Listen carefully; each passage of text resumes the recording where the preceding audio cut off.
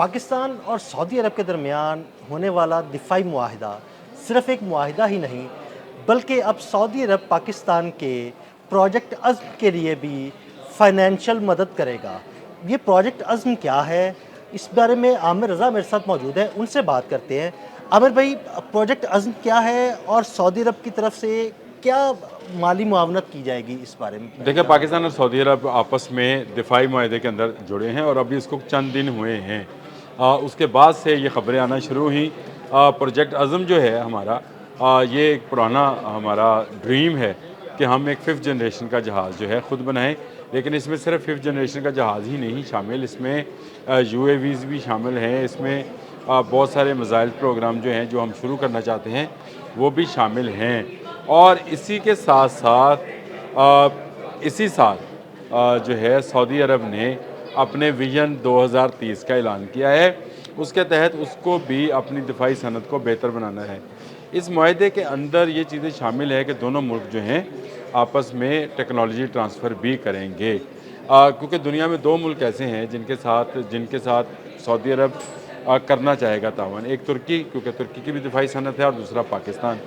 मैं दोबारा वाज़िया कर दूँ कि सऊदी मौजूदा हुक्मरानों ने तुर्क खलीफों से ये जगह हासिल की थी। उसकी बाकायदा जंग हुई थी और उसके बाद तुर्कों को यहाँ से देश निकाला दिया गया था और मुकामी अरबियों ने जो था वो हुकूमत कायम की थी। जो तो इस वक्त हुकूमत है वो हुकूमत है जिन्होंने तुर्कों को यहाँ से निकाला था, और इसलिए तुर्की के साथ मुआहदा को आगे बढ़ता हुआ हम नहीं देख पाते हैं। जो दूसरा मुल्क इस टेक्नोलॉजी के अंदर वाज़ेह तौर पर मौजूद है वो पाकिस्तान है, क्योंकि पाकिस्तान ऑलरेडी अपने प्रोजेक्ट अज़म के तहत एक फिफ्थ जनरेशन जहाज़ जो है बना रहा है। बिल्कुल।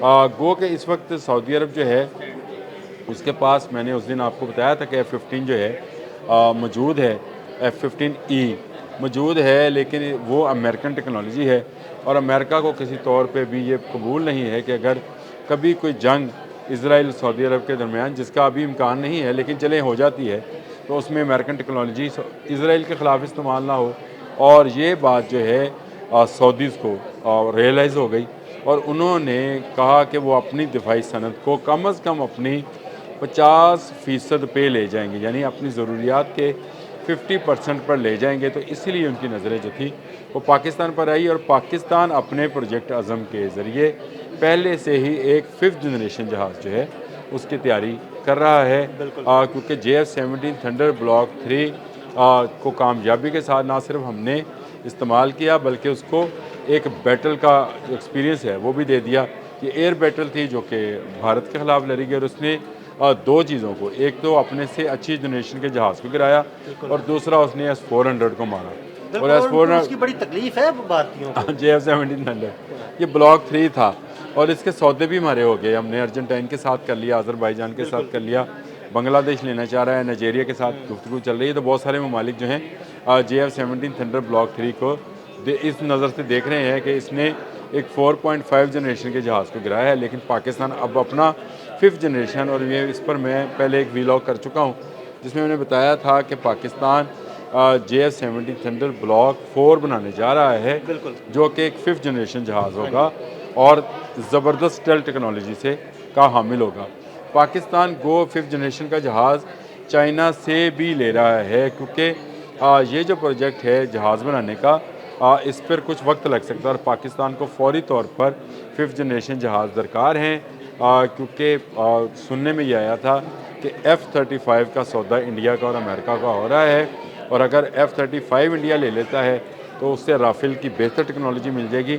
लेकिन अगर J-35 जिसके 40 जहाज़ पाकिस्तान को मिलने हैं और अब उनकी तादाद बढ़ाकर 100 की जा रही है, और ये भी कहा जा रहा है कि ये 100 जहाज़ इसलिए किए जा रहे हैं, गो कि अभी ये खबर जो है उस तरह से मुसद्दका PAF की तरफ से नहीं आई है, लेकिन इस तरह की चीज़ें जो हैं सोशल मीडिया पर आ रही हैं कि ये 100 जहाज़ों में से बड़ी तादाद जो है जाफ एयर बेस पर तैनात की जाएगी और वहीं पर ये इसकी ट्रेनिंग के मराहल जो है मुकम्मल किए जाएंगे और मुश्तरका फ़ज़ाई मश्क भी की जाएगी।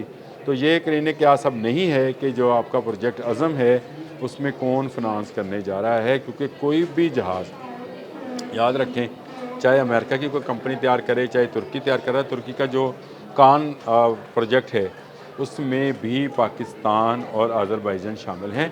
कोई एक मुल्क एक जहाज़ पर काम नहीं कर रहा होता है, और पाकिस्तान जैसा मुल्क जो कि मुआशी तौर पर इतना मजबूत नहीं है, उसको 5th जनरेशन के जहाज़ पे जाने के लिए अगर वो अकेला सफ़र करता है तो उसको 8 से 10 साल लगेंगे।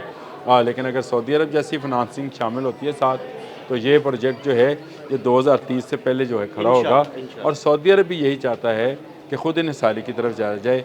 देखिए, दुनिया में इस वक्त मुल्कों के ग्रो और ग्रुप बन रहे हैं, और मुसलमानों का ग्रो और ग्रुप ऐसा होना चाहिए जिसको कम से कम ये नहीं होना चाहिए कि उसको किसी की पाबंदी या किसी के असले की ज़रूरत है।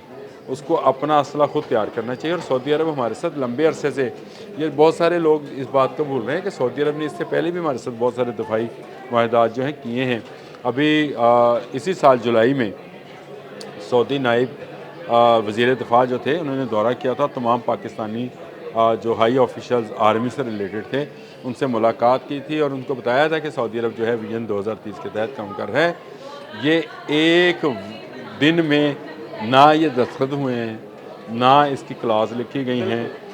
ये लंबे अरसे से काम चल रहा था, प्रोसेस था, पीछे से चलता हुआ ये तब से चल रहा है। अगर आपको याद हो 2023 में शायद, जब हाफिज़ आसिम मुनीर साहब ने सऊदी अरब का दौरा किया था और एक मुलाकात हुई थी रेगिस्तान के अंदर, टेंट के अंदर, और ये बात ज़हन में रखें, वो जो खैमा था, शाही खैमा, उसके अंदर उस मेहमान को बुलाया जाता है जो बहुत ही करीबी और जिसको बहुत ज़्यादा प्रोटोकॉल देना हो।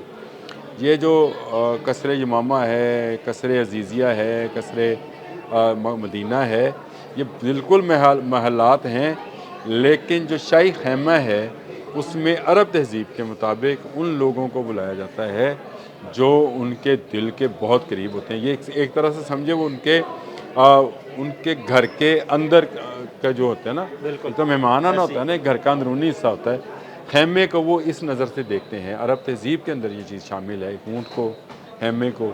और उस खैमे में जब बुलाया गया था हाफ़िज़ साहब को, तो शायद, मेरा गुमान है, गलत हो सकता है, सही हो सकता है, लेकिन मुझे ये लगता है कि इसकी दाग बेल उस खैमे से शुरू हुई।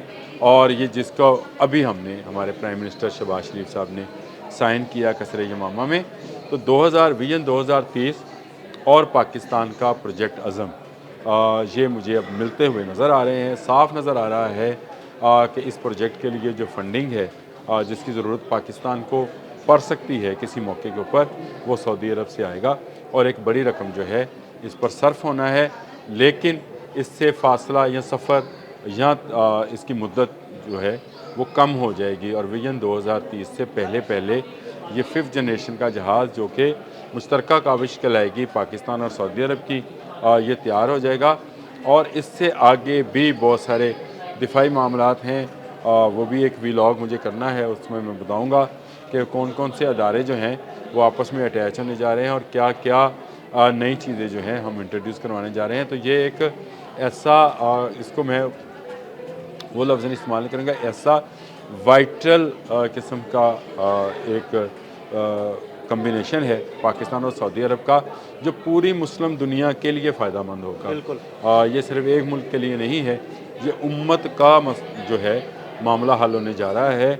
हम जो दूसरी कौमों की तरफ देखते हैं टेक्नोलॉजी के हवाले से, तो ख़ासकर दिफाई टेक्नोलॉजी के हवाले से, वो देखना हमारा जो है बंद हो जाएगा। और मैंने और आपने एक बात की भी थी कि पाकिस्तान के ज़रिए न्यूक्लियर अम्ब्रेला जो है वो सऊदी अरब हासिल कर रहा है, और इस माहदे के अंदर ये चीज़ें भी शामिल हैं। लेकिन बहुत सारे मंदरजात हैं, उनको वक्त के साथ साथ सामने आना है, और कुछ कभी सामने नहीं आएंगे। उनके तहत सिर्फ दोनों मुल्कों ने आपस में तावन करना है, क्योंकि हमें पता है कि सऊदी अरब दिफाई टेक्नोलॉजी में वो तरक्की नहीं रखता, वो एक्सपीरियंस नहीं रखता जो पाकिस्तानी इंजीनियर्स, पाकिस्तानी टेक्नीशियन और पाकिस्तानी साइंसदान और पाकिस्तान आर्मी रखती है। उसी का तजर्बे का फ़ायदा सऊदी अरब उठाने की कोशिश करेगा। अज़म जो है प्रोजेक्ट अज़म, इसको इस वक्त बहुत अशद ज़रूरत थी कि कोई ऐसा मुल्क साथ जुड़े जो हमारे कंधे से कंधा मिलाए, बाजू से बाजू मिलाए, और मिल के हम जो हैं इस अज़म का इजहार करें कि मुस्लिम दुनिया को दिफाई नुक्ता निगाह से किसी का मुहताज नहीं होने देना है। और इसी प्रोजेक्ट अज़म के हवाले से ये बात सादिक आती है और सऊदी अरब पाकिस्तान का ये मिलाप जो है ये पूरी उम्मत मुस्लिमा का, जो मैं बता चुका कि वाइटल है उसके लिए बहुत कीमती है और इसको सारी दुनिया जो है महफूज करना चाहती है ताकि पाकिस्तान और सऊदी अरब मिलकर उम्मत मुस्लिमा को उसकी हिफाजत कर सकें।